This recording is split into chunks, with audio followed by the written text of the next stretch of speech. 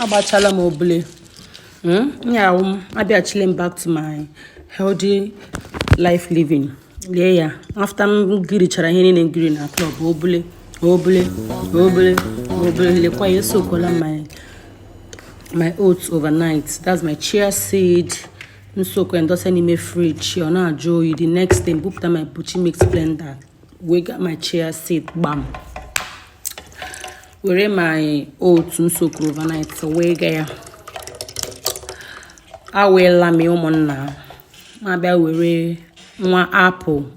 Okay, nka lemon juice we away get. We are not bela. You were apple bell. Maybe top oil.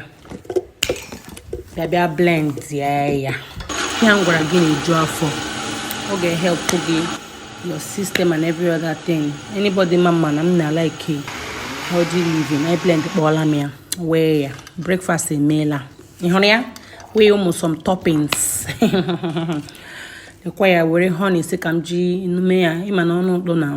Cock up hab. Ma me fair and earlier. Mela.